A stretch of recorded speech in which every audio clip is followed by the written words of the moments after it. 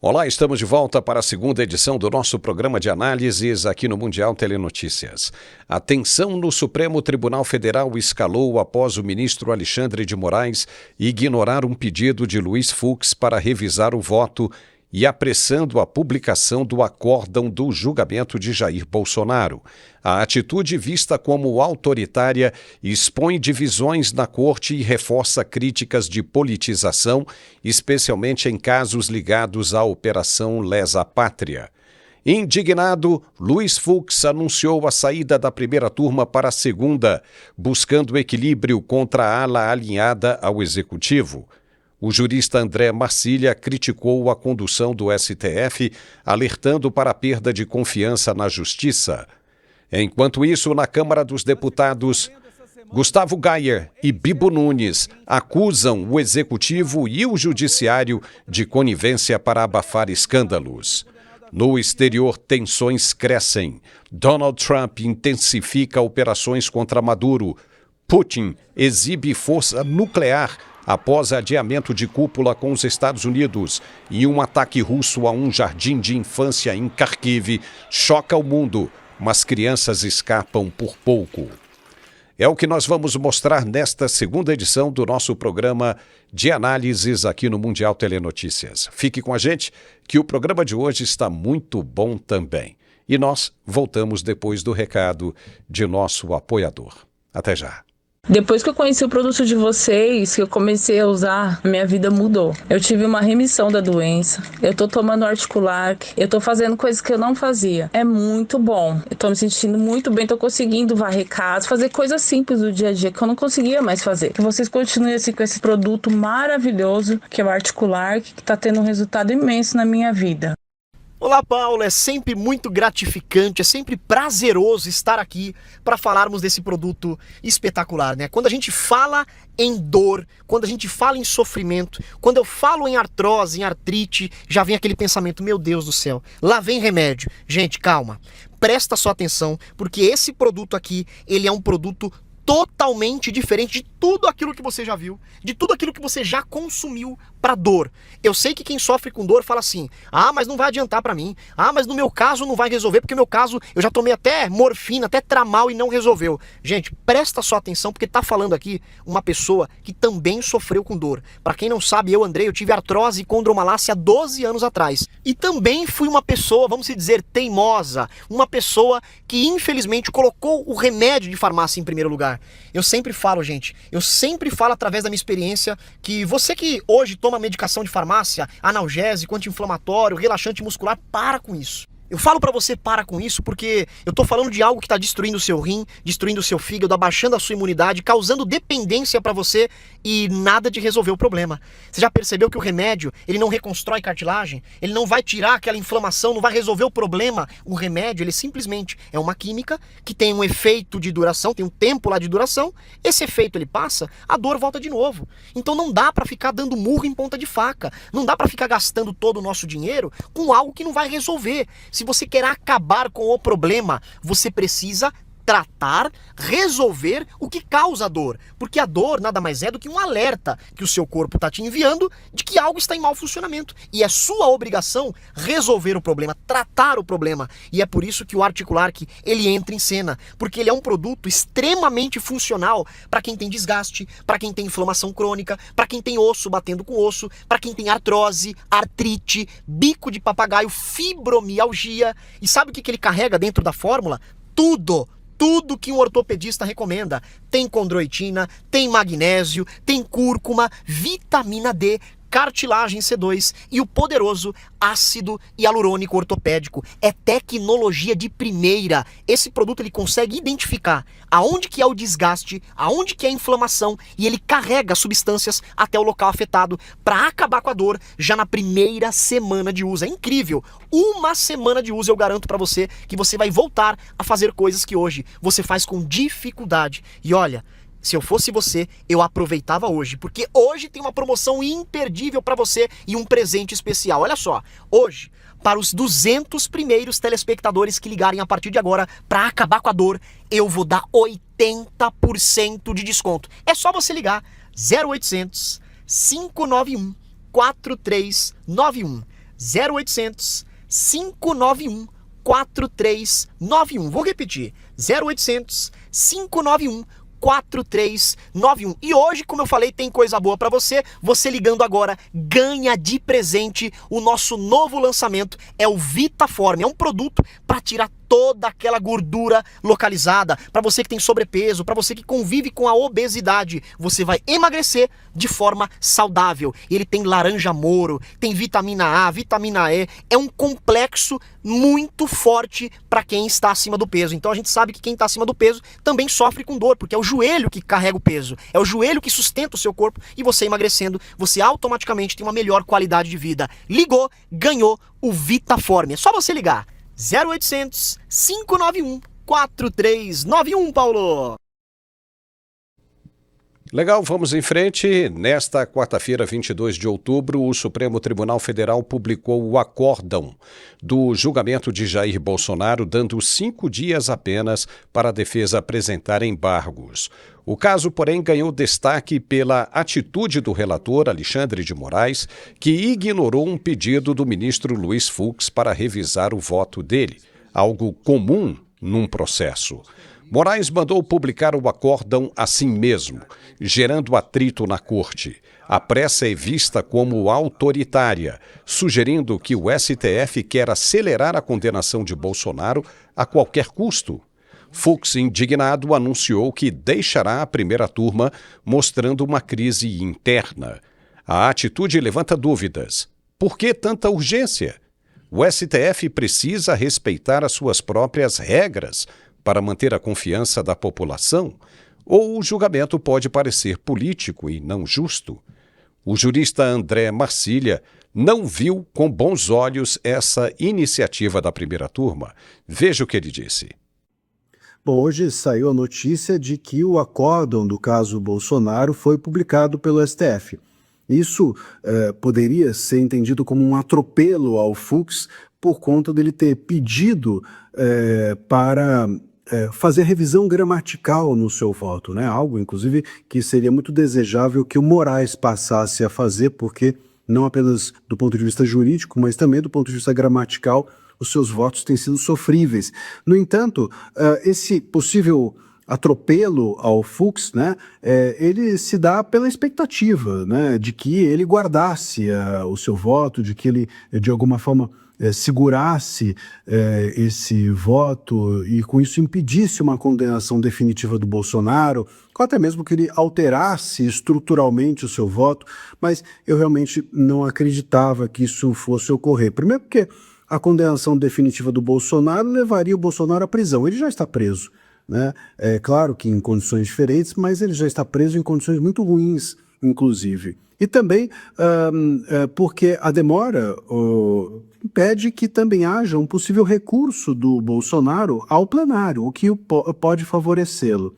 E a alteração no voto não acreditava que o Fux o fizesse, porque isso faria com que ele jogasse fora das 4 linhas, que é algo que ele tem criticado nos seus colegas e não me parece que seria algo feito por ele. Mas também não acreditava que viesse tão rápido. Essa publicação do acordo não foi feita sem a revisão do Fux. Ele fez a revisão, ele devolveu o seu voto revisado e já publicaram com a revisão dele. Então, não houve esse atropelo porque ele entregou o voto. Se ele sofreu alguma pressão, a gente não sabe. Se ele sofreu alguma pressão para que isso fosse feito rapidamente, a gente não sabe. Mas acredito que não, se sofreu, pelo menos que ele não, eu não acredito que ele cederia a essa pressão, em razão dele não ter cedido a nada, nem a ninguém. Não tem cedido ao Moraes, não tem cedido ao Gilmar, as críticas de todos, e não me parece que seria agora que ele cederia. Então, o que ocorre é que provavelmente o que o Fux queria fazer era realmente uma revisão gramatical simples, devolveu para o voto para a mesa e com isso já publicaram o acordo. Agora abre-se o prazo para que as defesas apresentem seus recursos e a expectativa é de que um desses recursos em algum momento possa levar à revisão do caso pelo plenário do STF. Bom, essa é uma expectativa, né? Mas pelo andar da carruagem a gente está vendo que será muito difícil qualquer recurso desse ser aceito. E o ministro Luiz Fux, como dissemos, pediu para deixar a primeira turma do STF e migrar para a segunda, em um gesto com forte peso político e institucional. A mudança reflete o desconforto com a ala da Corte alinhada ao Executivo, que tem tomado decisões politizadas, especialmente em casos ligados à direita e ao ex-presidente Jair Bolsonaro. Ao sair da primeira turma, onde tramitam processos sensíveis, como os da Operação Lesa Pátria, Luiz Fux sinaliza discordância com o grupo que domina parte dos julgamentos, muitas vezes ignorando ritos e apressando decisões por interesses políticos. Oficialmente, ele justificou a mudança por razões técnicas, mas nos bastidores fala-se muito em indignação mesmo, com a falta de respeito a trâmites como a revisão de um voto em um caso de grande impacto.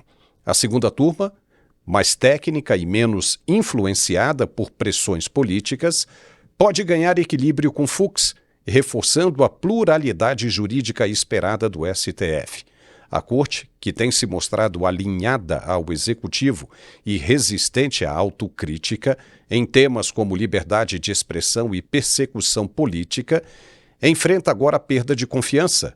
A decisão de Fux é um posicionamento ético, um alerta contra o ativismo judicial e uma tentativa de preservar a independência do STF. O jurista André Marcília também falou sobre isso. Veja como foi. A saída do Fux, da primeira para a segunda turma, é muito estratégica, porque hoje as turmas do STF julgam tudo, né? O plenário se desintegrou completamente. Então, a primeira e segunda turmas, elas são mais importantes do que o plenário e julgam como se plenário fosse, né? Quando uma primeira turma julga, ela não é uma espécie de primeira instância, ela é já o STF. Então, é muito importante o julgamento nas turmas. Quando o Fux sai da primeira turma e vai para a segunda, isso o regimento permite que ele o faça, ele está agindo estrategicamente. O voto dele na primeira turma era um voto vencido, né? Estão lá praticamente juízes que pensam a mesma coisa, né? Quem pisa com o pé direito, vamos dizer assim, dentro daquela primeira turma é condenado imediatamente. Então, não é uma primeira turma que tem uma visão, não apenas ela é uma turma política, como é uma turma ideologizada à esquerda e que afastou-se por completo da Constituição.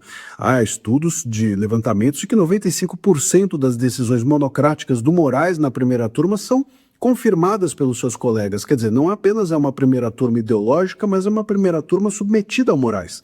Quando o Fux sai dali, ele nasce a possibilidade que ele tenha a sua própria cabeça e influencie na segunda turma. A segunda turma terá ele, André Mendonça e Nunes Marques. Eles podem, com isso, os três equilibrarem o jogo e até mesmo formarem na segunda turma uma maioria e criarem algum tipo de alternativa dentro do STF a uma visão totalmente pronta que existe na primeira turma. Então, me parece que essa foi a jogada, assim, digamos, estratégica do Fux de fazer o seu voto valer mais do que vale hoje, né? E com isso também, o novo integrante do STF, seja ele quem for, e acredito que acabe sendo o Messias, ele obrigatoriamente tem de integrar a primeira turma. Então, o Messias vai ser mais um voto à esquerda dentro da primeira turma, não fará, portanto, muita diferença, e o Fux na segunda turma, sim, fará diferença. Então, uma forma não apenas dele ter o seu voto mais valorizado, como também, de alguma forma, neutralizar o voto de quem entra, do novo ministro que entra no lugar do Barroso, provavelmente o Messias, que vai ter de integrar obrigatoriamente a primeira turma com a saída do Fux para a segunda. E agora então vamos dar um recado aqui especial, né, de nosso outro apoiador, que é o seguinte, olha, é o perfume Uma Noite em Sevilha, da Ethier. Esse aqui é o melhor perfume que eu conheço, viu? Para falar a verdade, é o perfume que eu uso e ele é realmente sensacional. E como é que você faz para conseguir esse perfume? É acessando o site que está aparecendo aí na sua tela. Agora, neste momento, ethierlojavirtual.com. Vai lá, adquire o perfume, você vai ficar muito feliz. É um perfume unissex, vem numa embalagem de 50 ml, pode ser transportado em voos internacionais para onde você quiser ir, tá bom? De novo, a fragrância é excepcional. Uma Noite em Sevilha. Você adquirindo esse perfume, você ajuda o nosso canal. Vamos em frente. Obrigado. E o deputado Gustavo Gaia, hein? Ele usou a tribuna da Câmara dos Deputados para criticar a esquerda que se diz soberana. Na avaliação do deputado, as notícias dos últimos dias mostraram que o Executivo e o Judiciário estão mesmo trabalhando para abafar os escândalos que estão explodindo como pipoca na panela. Veja o que ele disse. Nós ficamos sabendo essa semana que um ex-chefe de inteligência, braço direito de Hugo Chávez, um ditador narcotraficante, preso nos Estados Unidos e condenado a 20 anos por tráfico e vários outros crimes, denunciou o Lula.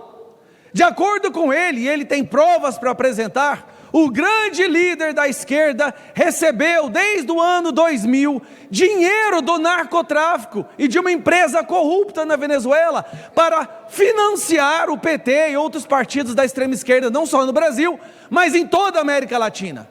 Líderes renomados e defendidos pelos nossos colegas da esquerda, como Hugo Chávez, como Maduro, Evo Morales, Cristina Kirchner, o Gustavo Petro, que recentemente estava aqui no Brasil, ao lado do Lula, defendendo a legalização da cocaína, e também Luiz Inácio Lula da Silva. Então me choca muito, presidente e colegas do plenário, quando esta mesma turma vem falar em soberania, sendo que eles só chegaram ao poder financiados pelo narcotráfico. E me espanta mais ainda o silêncio da extrema imprensa. Nós estamos diante do maior escândalo político da América Latina, e eu não vi um minuto disso na Globo, no Jornal Nacional, no Estadão, na Folha de São Paulo. É impressionante o esforço que a extrema imprensa faz para não tocar nesse assunto, mas vamos ser bem diretos aqui. Em questão de meses, nós teremos uma nova investigação nos Estados Unidos que vai provar que a esquerda da América Latina foi financiada pelo tráfico de drogas. E aí eu quero ver como que os nossos colegas vão poder encher a boca para falar de soberania. A soberania deles é a soberania do tráfico, é a soberania do crime. Em outro ponto, presidente, que também chama muita atenção. De acordo com o nosso mais famoso delegado da Polícia Federal, Fábio Schor, o nosso querido amigo Felipe Martins é a primeira pessoa na história do crime que fabrica uma prova para ser preso. E agora, o mesmo delegado, que já foi denunciado inúmeras vezes, quer abrir um inquérito para investigar o Felipe Martins e seus advogados, desde que começou essas denúncias dessa entrada ilegal, dessa entrada fabricada nos Estados Unidos. Olha, muita coisa vai aparecer, vai surgir nas próximas semanas, mostrando que o Brasil, o maior crime que você pode cometer, um crime inafiançável, hediondo, pior que estupro, assassinato, é denunciar criminosos. O que a Polícia Federal, a Gestapo do Moraes está fazendo com o Felipe Martins é uma aberração jurídica, presidente, que nós não podemos ficar calados enquanto acontece. Agora, uma pessoa que subir aqui nessa tribuna e denunciar crimes e apresentar provas, ela se torna investigado. É só olhar o que aconteceu com Eduardo Tagliaferro, que apresentou provas contra o Alexandre de Moraes. É só olhar para Elisa Robson, que apresentou provas do Carvajal financiando o PT. Eduardo Bolsonaro fazendo denúncia contra abuso de autoridade de pessoas da Polícia Federal. Esse é o caminho do Brasil agora? Esta é a soberania do crime organizado, das facções criminosas e do narcotráfico. Beleza, e agora a gente vai conversar com o nosso comentarista, de economia e de geopolítica também, o Carlos Dias, que hoje nos acompanha aqui diretamente do estúdio. Carlos, a fala do deputado foi realmente muito forte, Ele disse que não ouviu e nem ouviu nas redes abertas nenhuma menção com relação a uma bomba como essa. Agora imagine se isso tivesse acontecido com a família Bolsonaro, hein? Imagine se isso não estaria no mundo inteiro escancarado, que qualquer formiguinha brasileira iria saber da situação. É grave. A situação, ela é explosiva e vai crescer. E esses caras devem estar desesperados só em imaginar como é que vão lidar com essa situação. Porque ela vai crescer, não resta a menor dúvida. O que você acha? Seja bem-vindo, Carlos. Obrigado, Paulo, pelo convite aqui de estar na segunda edição do Mundial Telenotícias. Queria saudar ao nosso público também, que pode ser até o mesmo, mas certamente tem outras pessoas que não nos assistem ao meio-dia, ao vivo. Olha, eu vejo a seguinte questão. O deputado Gustavo Gayer coloca, né, com espanto que não há qualquer tipo de reação da mídia tradicional, que há um silêncio profundo, né, da esquerda. Mas eu gostaria de agregar ao pronunciamento dele também o silêncio, né, da classe política que comanda a estrutura de poder. O Senado da República, o presidente do Senado, o presidente da Câmara. Você citou, Paulo, imagina se isso fosse com Bolsonaro. Na parte da tarde, se a denúncia tivesse sido feita de manhã, já haveria um pedido de impeachment do Bolsonaro e uma comissão instituída. E o presidente passaria minimamente 6 meses fora do poder em função da apreciação que deveria ser feita sobre a causa. Só que uma interseção.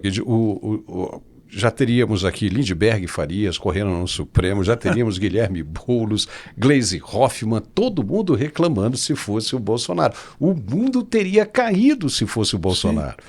Só com uma denúncia, como está caindo lá na América do Sul inteira, né? Ou seja, em todos os países que os seus presidentes foram citados, o mundo está caindo. É uma coisa impressionante. O Joe Biden até falaria, né?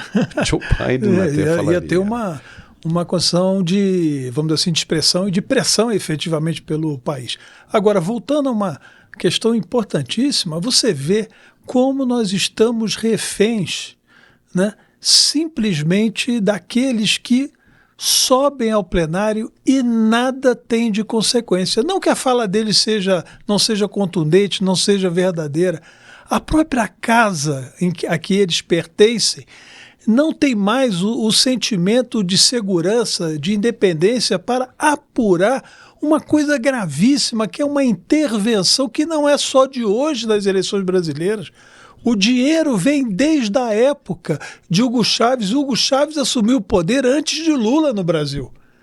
Então, o preparo que foi feito, a organização do sistema do Foro de São Paulo, que a própria imprensa brasileira desconsiderou a existência, falando que era sempre uma invencionice, está aí estabelecido, está aí claro. Financiamento da PDVSA quando havia pujança empresarial naquela companhia que foi depauperada pelo sistema criminoso de Chávez e Maduro, e depois a associação às operações do narcotráfico. Então, claramente indicado. Tanto é que a própria posição do presidente Trump hoje é que a sua ação contra a Venezuela, ela se respalda ainda mais na ação contra a Colômbia, porque percebeu os vínculos de produção, distribuição e coluio com os esquemas internacionais de cartéis, não só o cartel de Las Soles, mas também os cartéis mexicanos. E também a operação que foi chamada a atenção pelo presidente Trump de uma maneira muito vigorosa, que foi o quê? A guerra assimétrica produzida pela China, que abasteceu os cartéis mexicanos com fentanil para que vazassem nas fronteiras americanas e produzissem uma sorte, né? Um conjunto de mortes. Então, o que o Gustavo Gayer fala tem potência, tem força pela sua próprio vigor, pela sua condição de defesa moral, né, da nossa base, da base conservadora, da honestidade e do primor que esse país é. Agora, você fala para um presidente que sequer mantém a palavra quando usou um instrumento desse tipo para se eleger, dizendo que ia apreciar no plenário a questão da anistia ampla, geral e restrita àqueles que estão presos no cárcere por condições de ordem política. Então você vê, as instituições brasileiras estão destruídas, infelizmente, o Brasil tá essa é a falido, realidade. Né? O Brasil está falido, está acabado se continuar desse jeito. Porque se o Trump disse que a Argentina está morrendo, o que ele não diria do Brasil? E agora, né, o governo começou a soltar aí uma narrativa de que a conversa do Mauro Vieira com Marco Rubio foi tão positiva que a única coisa que o governo americano vai pedir para o governo brasileiro em troca de tirar todas as tarifas, é o reconhecimento da Venezuela como um país, um narco-estado. É mesmo? Será que é só isso mesmo? Porque, imagine você, se o governo brasileiro chega e reconhece, dá apoio aos Estados Unidos para a retirada de Nicolás Maduro do poder, aí os Estados Unidos vão tirar todas as tarifas, né, de 50% sobre os produtos brasileiros. Não é verdade isso, Carlos. Né? Não é verdade. Sim. Porque exatamente pela mesma premissa que estão atuando tanto na Venezuela quanto na Colômbia, quanto em Cuba, porque o Marco Rubio disse que quer 700 presos políticos libertados em Cuba imediatamente, significa o quê? O que diferencia o Brasil desses 3 países citados? O quê? Absolutamente nada. Todos eles pertencem ao mesmo Foro de São Paulo. Se o governo Trump está batendo direto na cabeça desses principais integrantes do Foro de São Paulo, o que e por que cargas d'água iria poupar o Brasil?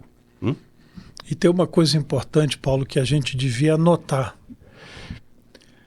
Se houver a possibilidade de captura efetiva do Maduro pelos Estados Unidos, o Serviço Secreto cubano vai tentar se antecipar e aniquilá-lo, eliminá-lo, porque ele não vai segurar a informação, como o próprio Puig Cavarral, preparado, general de inteligência, carreira dentro do sistema militar da Venezuela.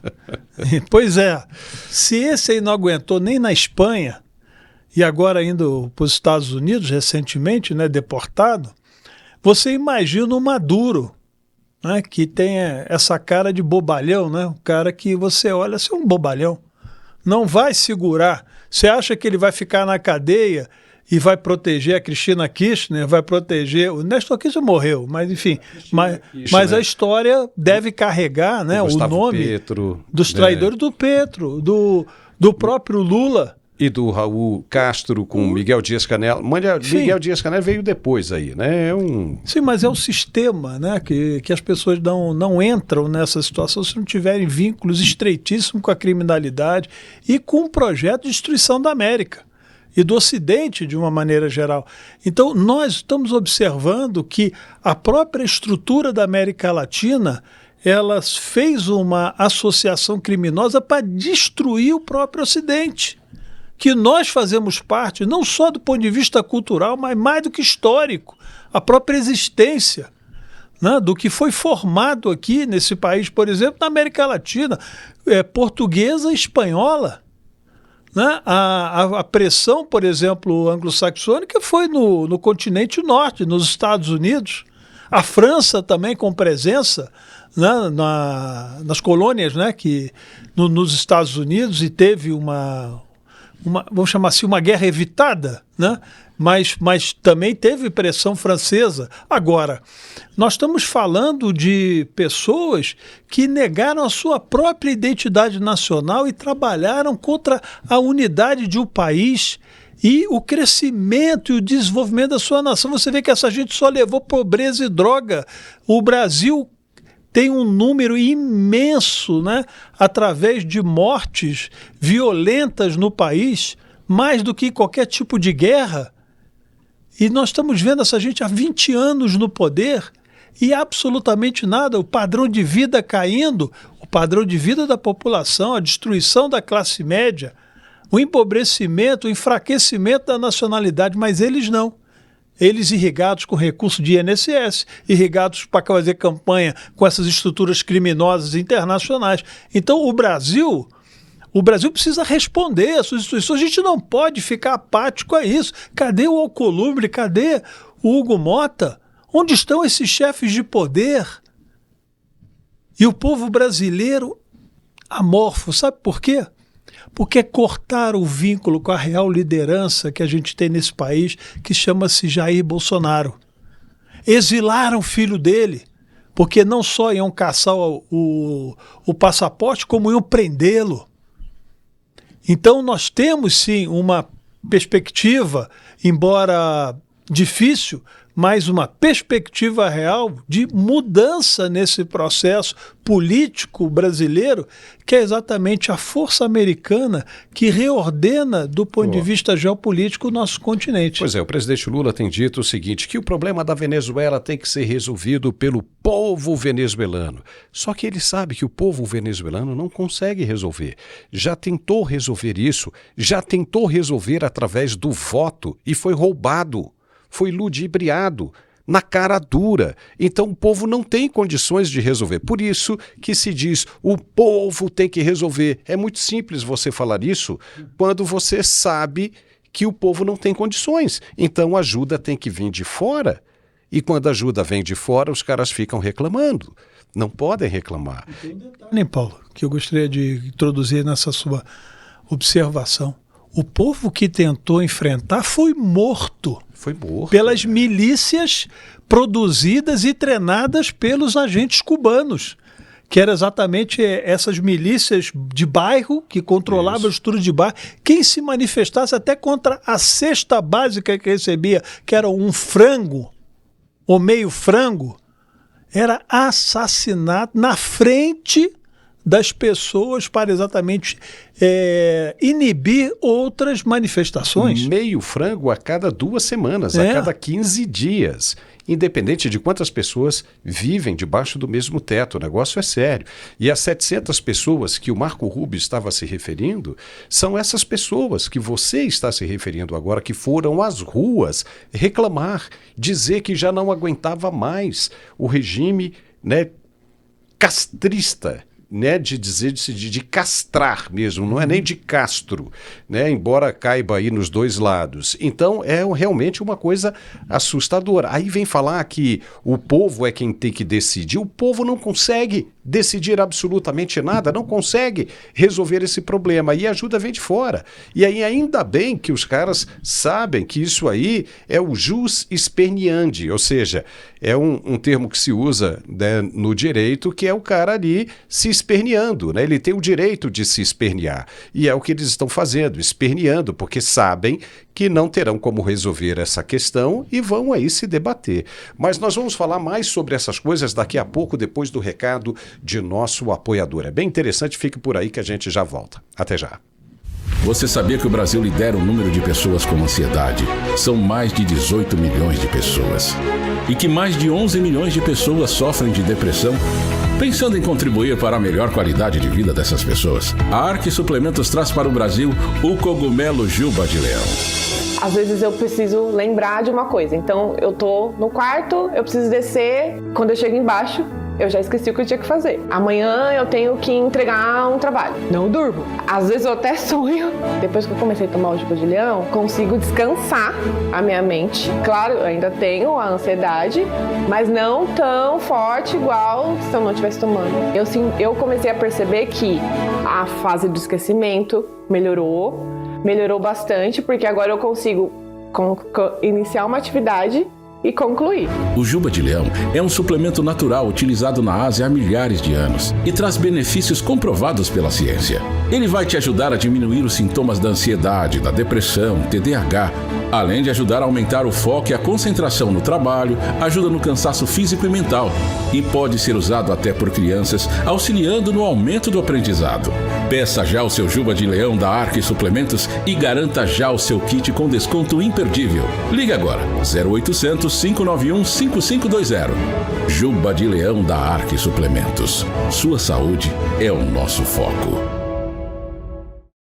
Olá, Paulo! É com grande alegria mais uma vez aqui no seu programa. É sempre muito bom, né, Paulo, vir aqui para poder falar desse produto espetacular, para poder mostrar para as pessoas que tem jeito para ansiedade, que tem jeito para você que tem depressão, que tem jeito para você que sofre com Alzheimer, mal de Parkinson, doenças degenerativas, você que tem células cancerígenas, você que tem problemas intestinais. Andrei, que produto é esse? Para tudo isso ele serve? Gente, você não faz ideia o que esse produto ele é capaz. O cogumelo Juba de Leão, hoje, ele é considerado como o produto do século, porque ele trata as doenças do século. Gente, hoje o Brasil, ele é líder em ansiedade. São mais de 18 milhões de pessoas diagnosticadas. E a depressão, então, nem se fala. Todo mundo triste, cabisbaixo, o mundo preto e branco, cada vez mais o amor indo embora. Então, gente, Esse produto trabalha diretamente na parte psicológica, na parte locomotora, trabalha na parte neural. Então, para você que tem problema com esquecimento, você que tem TDAH e até autismo, você que tem autismo ou que tem uma criança autista em casa,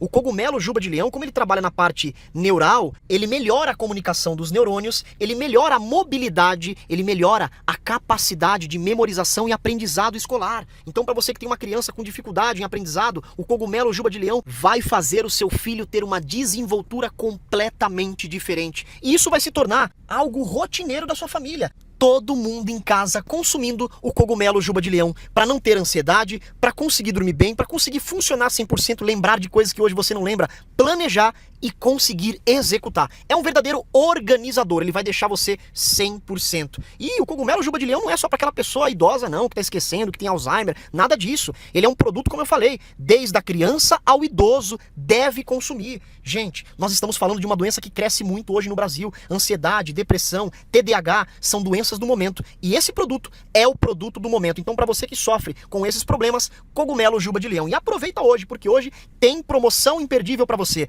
Hoje, para os 300 primeiros telespectadores que ligarem a partir de agora, desconto de 80%. É só você ligar 0800 591 5520. 0800 591 5520. Ligação gratuita, entrega super rápida, resultado é muito rápido, gente. Esse produto, ele tem uma alta eficácia. Você que é médico, advogado, dono do próprio negócio, você que trabalha com pressão, com números, com metas, o cansaço mental é muito pior do que o cansaço físico, então você tem que dar um descanso, tem que trazer paz pro seu dia a dia e é o que o cogumelo juba de leão vai fazer para você. Ligue 0800 591 5520. 0800 591 5520. Para quem ligar agora tem um presentão especial para você. Você ligando agora vai ganhar de presente o nosso novo produto, o Vitaform, um produto para tirar toda aquela gordura localizada, para você emagrecer, mas emagrecer com saúde, com uma alta tecnologia que esse produto tem. Vitaform de presente, você ligando agora. 0800 591 5520, Paulo. Legal, já estamos de volta com o nosso programa de análises. O deputado Bibo Nunes, do PL do Rio Grande do Sul, criticou a escolha de Guilherme Boulos como ministro da Secretaria-Geral da Presidência. Na avaliação do deputado, um requisito para ser ministro do governo Lula é a incompetência. Veja. A modificação número 13, o máximo da incompetência. Alguém que nunca produziu nada pelo Brasil. Alguém que não tem a dar exemplo para ninguém. O exemplo dele, simplesmente invasão. Invasão de domicílios, de prédios, um líder do movimento dos trabalhadores sem teto. Esse é o secretário-geral do desgoverno Lula, que, para quem não sabe, fica aqui ao lado, num local chamado Palácio Planalto, também conhecido como Torre de Babel. Ninguém se entende. É lamentável e comprovado. Quanto mais incompetente, quanto menos produtivo, é o que cabe para ser ministro do desgoverno Lula. E o pior para o país, mas não vão ganhar em hipótese alguma. Já se fala que caso Lula não possa ser o candidato, quem poderá ser o candidato será o ministro Toulos. Toulos será o candidato caso não emparelhe no partidor o desgovernante Lula. Que momento difícil vivemos no Brasil, onde a incompetência total e geral e se soma mais um ministro com a competência em nível 0. Carlos, eu acho que o deputado Bibo aí acabou matando a questão, né? Porque já tentaram colocar o Haddad no passado e viu que não deu em absolutamente nada. Quanto mais agora, né? Haddad, se viesse, seria novamente um outro poste, um cone, né? Um cone, como foi chamado da outra vez. Mas pode ser que ele esteja certo agora, né? O deputado Bibo Nunes, dizendo que a esquerda estaria preparando Boulos para vir como sucessor de Lula em 2026. Mas você acha que ele tem chance? Ô Paulo, olha só, a esquerda ela se fia nas contradições e nas lutas de classe. Então, esse é um representante efetivo daqueles que jamais vão conciliar os interesses da sociedade com os interesses do partido político e da estrutura e regime que eles defendem, que é o comunismo. Então, esse é um invasor de terra, é um invasor de apartamento, ele é um MST urbano, ele só faz manifestações destrutivas, fez na Bolsa de Valores, e as pessoas continuam respeitando esse tipo de sujeito, tem até voto na capital mais importante do Brasil, na estrutura econômica mais relevante e com os níveis de escolaridade ainda maior. Então, o que a nossa direita precisa pensar um pouquinho, esse campo conservador, é que a estrutura de poder dele está no conflito e na base que eles fazem eleitoral, dentro do orçamento que o nosso campo conservador vota favorável, para um conjunto de aprisionamento de pessoas nesses tais programas que eles chamam de proteção social. Isso nós temos que ter clareza. Enquanto se fica discutindo, porque agora é o Boulos, porque o Haddad entregou o serviço. O Haddad produziu um conjunto de déficit e produziu um orçamento junto com a Tebet, Simone Tebet, é um amigo meu economista, então chama ela assim. Step, né, que o Lula chamou ela de Step. Pois é, então o que acontece? Produziram um orçamento e que tem lá 260 bilhões de reais para 2026, no período eleitoral, só em programa social. Vale gás, vale leite, vale tudo. Né? Transporte. Agora estão entrando no transporte para fazer as isenções para as pessoas que trafegam em transporte público. E o nosso time está falando bonito lá da tribuna, mas eles estão operando no orçamento, estão operando no déficit, estão destruindo as estatais, estão corrompendo todo o sistema econômico, estão dialogando com a Faria Lima, que se interessa cada vez mais pelo nível de endividamento e o crescimento da taxa de juros para a rolagem de dívida e os recursos fiquem muito mais estreitos para a sociedade. Porque quanto mais o governo toma, menos dinheiro tem, e pelo fato de ter menos dinheiro à oferta de mercado para o seu desenvolvimento, os seus juros ainda é mais alto, porque há mais procura por ele. Então, quer dizer, a gente pode falar uma série de coisas, mas não adianta só criticar da tribuna do sujeito ser incompetente. Eles são competentes na destruição e na prisão da sociedade brasileira. Eles são verdadeiramente produtores de uma fábrica de pobres, Paulo. Fábrica de pobres, é exatamente isso. E tem gente que vota, né, cara? Tem gente que pede. Ele foi para segundo turno na Prefeitura de São Paulo, né? Você viu lá disputando com o Ricardo Nunes, do MDB. E perdeu, obviamente, mas né, arrastou uma certa quantidade de votos. Mas vamos adiante, vamos falar agora do internacional. Em uma escalada sem precedentes, o jornal americano The Washington Post revelou hoje, 22 de outubro, que o governo Trump intensificou operações militares e secretas do Caribe, com o objetivo claro de derrubar Nicolás Maduro do poder na Venezuela, numa ação que pode ocorrer a qualquer momento, sem aviso prévio. A matéria sinaliza que os Estados Unidos estão prontos para remover Nicolás Maduro do poder a qualquer instante, com navios de guerra, aviões e tropas posicionados no Caribe, além de operações encobertas da CIA. A decisão parece tomada e irreversível. Ataques a barcos ligados ao narcotráfico, veja essa, que já deixaram dezenas de mortos, são a fachada para desestabilizar o regime de Maduro. Assessores como Marco Rubio reforçam a pressão, chamando Maduro de líder de cartel. Posts no X amplificam a tensão, enquanto Maduro mobiliza milícias, mas sem força para resistir.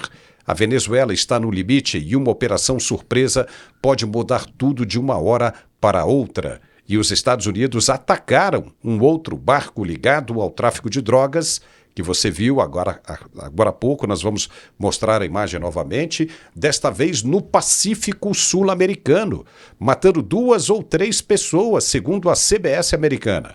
É o primeiro ataque fora do Caribe, onde os Estados Unidos já destruíram 7 embarcações desde setembro, na chamada Guerra às Drogas. E Trump diz que os alvos são cartéis protegidos por Nicolás Maduro e agora Gustavo Petro, acusado os dois de narcoterrorismo. Nas redes sociais a notícia se espalhou rapidamente, aumentando a tensão, e esse ataque no Pacífico agora mostra que os Estados Unidos estão ampliando a pressão, o que pode levar a uma crise ainda maior na Venezuela e na região. Carlos Dias, não tem nada de pescador ali, né? Não é barco pesqueiro.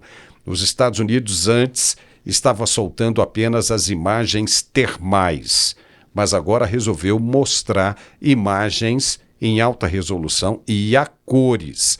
Veja você aí, olha, um barco que não é um barco, é uma lancha.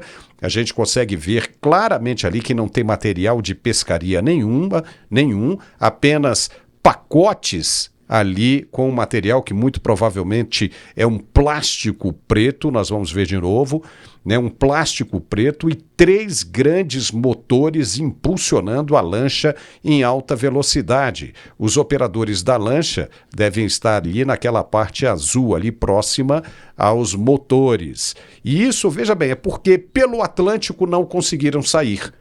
E aí eles decidiram sair agora pelo Pacífico, achando que iam dobrar os americanos.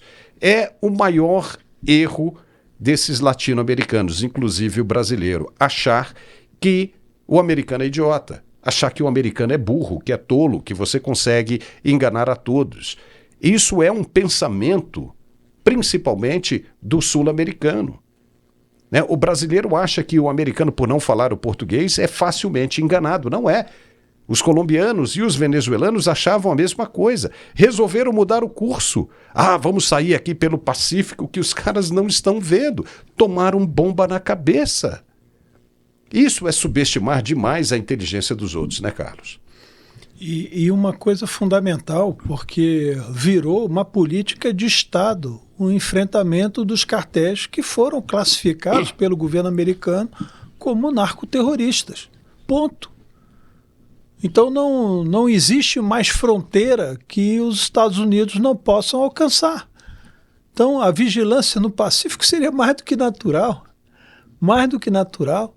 Então eles fazem tentativas, né, logicamente, de continuar apoiando os cartéis e mandando droga para os Estados Unidos, só que agora estão identificados claramente e estão sendo explicitados pela maior autoridade, quer seja econômica e militar do mundo, o presidente dos Estados Unidos. Antigamente, se a gente observar, essa tal guerra contra as drogas, né, que era sempre um mote da esquerda, de querer paralisar a violência, etc., buscando sempre a legalização e a destruição da condição humana, de seu autocontrole, o que foi feito? As autoridades seriam as autoridades vinculadas ao setor de segurança pública, vamos chamar assim, é que agiam e falavam sobre essa temática. Hoje você tem o presidente dos Estados Unidos, gente, observem isso.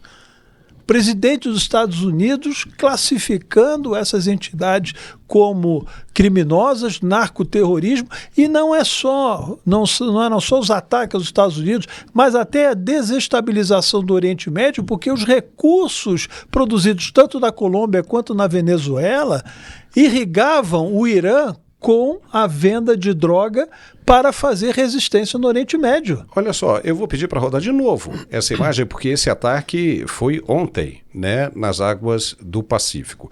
Veja a razão aí. Você sabe por que essas lanchas são azuis, Carlos? É justamente para tentar confundir a visão aérea, porque eles acham que com uma lancha azul dessa aí se confunde com a cor do oceano, né, e que vai ser difícil. Isso aí é uma tentativa imbecil de subestimar a inteligência do oponente. Porque, veja, isso aí é fácil, né? Os caras fecham isso aí, ó, é satélite. E, Paulo, tá? Isso é imagem de satélite, para você ver onde é que os caras conseguem fechar com imagem de satélite. Sim, imaginar que é o olho humano que identifica a embarcação. Não, é muita imbecilidade. Nem na década de 30. Falta, né, de inteligência cognitiva. Os caras têm capacidade para fechar. Dali, você veja que aquilo é uma imagem de satélite. Os caras fecham no barco ali. Se eles quisessem, eles fechavam lá dentro do barco. Mais ainda. Né? E colorida, imagem colorida, né? Perfeita. E aí os caras ficam nessa dizendo que é pescador, que os caras estão ali tentando conseguir o sustento de suas vidas e de suas famílias, quando na verdade está aí, a prova aí para calar a boca de qualquer um no mundo. Os caras sabem o que estão fazendo, sabem qual vai ser a reação e as narrativas contadas. A ONU, que tentou se manifestar sobre isso, calou a boca. Os caras olham e mostram aqui, olha aqui, se isso é pescador, você tem pescador aí fazendo o quê? É pesca de tarrafa? Abre a rede e sai nessa velocidade para pegar aquele cardume todo? Claro que não, papai. Claro que não. Você viu ali, isso é tráfico de drogas, é narcoterrorismo. E vamos em frente. Nesta quarta-feira também, 22 de outubro, a Rússia fez um grande treino com armas nucleares, liderado pelo presidente Vladimir Putin. O exército russo fez o exercício e testou mísseis nucleares lançados de terra, mar e do ar. Um míssil Yars saiu de Plessetsk e acertou um alvo em Kamchatka. Outro míssil, Sineva, foi disparado de um submarino no mar de Barents e bombardeiros Tu-95 lançaram mísseis de cruzeiro contra alvos falsos. Tudo foi controlado de um centro em Moscou para treinar o comando militar. Isso aconteceu um dia depois que os Estados Unidos adiaram uma reunião entre Trump e Putin que discutiria a paz na Ucrânia. Muitos veem o treino como um aviso da Rússia mostrando seu poderio nuclear em meio às tensões com os Estados Unidos e a OTAN. A notícia se espalhou rapidamente com vídeos dos lançamentos e a situação preocupa bastante, pois pode piorar o conflito na Ucrânia. E também hoje, 22 de outubro, vamos dar sequência ali, né? 22 de outubro, a Rússia atacou um jardim de infância em Kharkiv, na Ucrânia, com um drone, causando um incêndio. Graças ao alerta de ataque aéreo, 48 crianças foram levadas a um abrigo reforçado a tempo, escapando com poucos ferimentos leves. Um homem morreu e 7 adultos ficaram feridos. O ataque parte de uma onda de drones e mísseis russos, matou 6 pessoas no país e causou blackouts. Zelensky chamou o ato de cruel e pediu mais defesas aéreas. Vídeos do resgate viralizaram, gerando revolta no mundo inteiro. A Ucrânia investiga como crime de guerra, enquanto a Rússia parece pressionar por negociações. Veja aí, Carlos, uma situação complicada. 2 assuntos terríveis envolvendo a Rússia. Vamos primeiro falar sobre esse do jardim de infância. Você não vê ninguém da esquerda no mundo reclamando, né? Porque antes, quando as operações eram em Israel e na faixa de Gaza, o que se via era genocídio de Israel porque estão morrendo crianças e mulheres. Como é que fica uma situação como essa? Quando a Rússia ataca um jardim de infância, entendeu? Que poderia ter aniquilado 40 crianças, ninguém fala nada. Ninguém diz nada. Nem a ONU diz nada, nem a esquerda brasileira. Fica todo mundo calado. Essa hipocrisia dá nojo. Não tem nenhuma flotilha lá, né? Não tem nenhuma flotilha. Uma flotilha lá, com o deputado, inclusive, deputada brasileira, né? Para falar a respeito de uma prevenção, um cuidado, né? O que está acontecendo na Ucrânia. A questão ali, você vê que são 2 sinalizações interessantes. A primeira, né, que o Putin não tem limite. O Putin é KGB. As pessoas não conseguem entender isso. O Putin é União das Repúblicas Socialistas Soviéticas. Ele tem como missão de reintegrar a Rússia, o que se perdeu com a queda do Muro de Berlim. Isso é óbvio. E as pessoas não enxergam. Então, diálogo, cada vez que ele senta a uma mesa para uma negociação, muito simpático, muito atento, né, ao seu interlocutor, aos seus interlocutores, horas depois ele joga uma bomba em algum lugar, ele explode uma creche, ele joga um drone. Como você pode não controlar, com toda a tecnologia que se tem, você vê, o sujeito tem controle de bombas atômicas, né, de mísseis de longo alcance, de médio alcance, mostra uma exibição de força, ao mesmo tempo não consegue controlar um drone. Não consegue. Então como é isso? Então, quer dizer, é um mero acidente? É um desvio? É um problema? Não, é uma intenção efetiva. Essa gente, para a vida humana, não vale nada. Comunista não acredita na pessoa humana. É exatamente coisa, objeto de manipulação. Isso nós precisamos entender. São ateus, praticantes. Né? Então não há como você... Para ele, tanto faz se é uma creche ou se é um asilo de idosos. E tem mais uma coisa. Hoje, né, durante esse ataque aí, o presidente Volodymyr Zelensky estava na Suécia tratando de um acordo para aquisição de 150 jatos de caça Gripen, mais sofisticados do que os que o Brasil adquiriu no governo Dilma. Então, veja você, ele está se preparando, né? Não vemos aí, né, um momento, uma paz assim tão a curto prazo. Esse prazo, essa negociação, o governo americano adiou, ou seja, o Putin ficou chateado porque foi o governo americano que adiou. Para o governo americano ter adiado, pense bem, de repente porque o governo americano deve decidir a questão da Venezuela e Colômbia em breve. Quer resolver a questão da Colômbia e da Venezuela agora e depois termina a conversa com Putin. Até mesmo para que o Putin veja como é que vai terminar a situação aqui e o que pode representar para ele. E mais, com relação ao primeiro tema, Putin fazendo exibição de armas nucleares. Duas coisas que eu quero falar com você aqui. Nós conhecemos o Vladimir Putin, né? Ou seja, pode ser que ele tenha mudado, mas, né, a história dele já mostra, a trajetória dele mostra como ele é. Toda vez que ele avisa, quando ele late, ele não morde. Toda vez que ele avisa que vai atacar, ele não ataca. E quando ele diz que não vai atacar, que não tem intenção nenhuma em atacar, é quando ele ataca. Lembra quando ele começou lá a guerra com a Ucrânia? Ele colocou mais de 100 mil soldados na fronteira com a Ucrânia, dizendo, não, isso é apenas exercícios, são exercícios militares. Nós não vamos invadir a Ucrânia, né? Para todo mundo relaxar. No dia seguinte ele foi e invadiu a Ucrânia de madrugada. Então, quando ele diz, ele não ataca. Quando ele fala que não vai, é onde está o maior perigo. E são sinais interessantes, né? Aqueles que deixam a Rússia por algum problema ativo com ele elimina em qualquer lugar do mundo. A filha do Dugin, que por acaso estava no carro, foi explodido.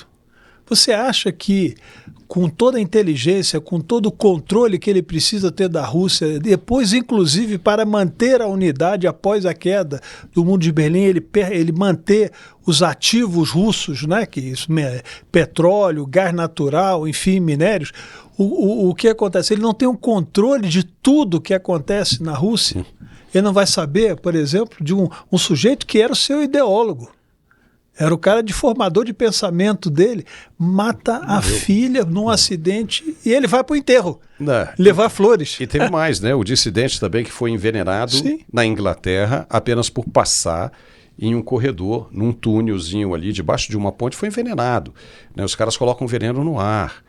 O Perigozinho lá do Wagner, do grupo Wagner, também caiu. O aviãozinho dele caiu. Quando ele tem, por exemplo, 200 pessoas num cinema, ele não importa matar todo mundo, mas para matar os 7 terroristas que estão ali dentro, de 7 a 12. Ah, mas vai morrer todo mundo. Não interessa, bota o gás aí, mata todo mundo. Mas são 200 inocentes ali, não interessa, mata todo mundo. e colocou e os caras morreram. Então é realmente uma situação perigosa. Agora eu vou te falar, só para a gente encerrar, a questão da Força Espacial Americana. Você sabe como é que funciona a Força Espacial Americana, né? Por isso o Trump não está nem aí, nem a OTAN está preocupada se o Putin vai usar as armas nucleares. Você sabe por quê?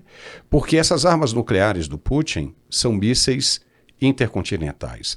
Para um míssil intercontinental atingir o seu alvo, ele primeiro vai ter que sair da atmosfera terrestre, ok? Fazer a trajetória e cair de uma vez. Essa era a ideia, né, dos iranianos para atacar o Iron Dome de Israel, porque quando ele desce, ele vem direto da atmosfera em linha reta, ele já vem com uma velocidade estupenda que fica praticamente impossível para um Iron Dome de Israel identificar e inutilizar. Só que a força espacial não funciona assim. A força espacial, ela destrói o míssil na trajetória. Quando ele já identifica que o míssil vai sair na atmosfera, que é um míssil interbalístico, intercontinental, a força espacial já destrói ele ali. Então, a probabilidade daquela ogiva nuclear explodir ainda em território de origem é gigantesca. Então, se o Putin resolve lançar um míssil para destruir qualquer país do Ocidente, esse míssil vai ser destruído nos céus da própria Rússia. E o efeito que ele queria causar nos outros países, eles, os russos, é quem vão sentir. Então, essa força espacial dos Estados Unidos é extraordinária. Carlos Dias, suas considerações finais, chegamos ao final do nosso programa. Só para adicionar um pouco mais de tensão àquilo que você já colocou, o Putin e a China, que é por baixo, né, de forma subreptícia, sustenta essas operações, o que o Putin quer é levar uma instabilidade formal à Europa, porque, lógico que não vão atingir os Estados Unidos, mas pode atingir Portugal, Espanha, França, né, Holanda, Bélgica. O que precisa ser dito é que o processo imigratório patrocinado por esse sistema vai gerar um conjunto de tensões internas nesses países. Então você vê, você tem uma ação migratória islâmica de tendência de ocupação e de mudança cultural daquela estrutura. Imagina o Putin produzindo uma força de guerra interna, onde estará, ou melhor dizendo, onde estarão a coesão das forças nacionais para esse tipo de combate. Então é uma coisa que nós precisamos pensar. Agradeço muito, Paulo, a oportunidade de estar aqui legal. Né, nessa segunda edição. Só para lembrar que o prefeito lá de Londres, né, é muçulmano, entendeu? E não fala nem o inglês. Só para você ter uma ideia de 51%, como é que está a situação. 51% das, como é que chama, das residências hoje estão na mão de islâmicos em Londres. Mas o prefeito de Londres não fala inglês, cara. Onde é que já se viu isso? É que nem os cubanos em Miami, né? Muitos deles, dificilmente, né, os originários, falam inglês. Tem gente que passa lá 20, 30 anos, não sabe falar um boa tarde, um boa noite em inglês, porque não precisa, né? A comunidade cubana em Miami é gigantesca e é simplesmente sensacional. Um povo muito amigo, muito amável. E eu gosto muito, muito mesmo. Gente, chegamos ao final então desse nosso programa sensacional. Foi muito legal a gente bater esse papo aqui. Agradeço o Carlos Dias. E lembrando que amanhã, nesta quinta-feira ao meio-dia, nós estaremos de volta, o Carlos e eu, e também o Alfredo Bessoff, ao vivo e a cores aqui, para a gente analisar os principais acontecimentos do dia no Brasil e no mundo. Um forte abraço, obrigado pela companhia e nos vemos nesta quinta-feira. Até lá.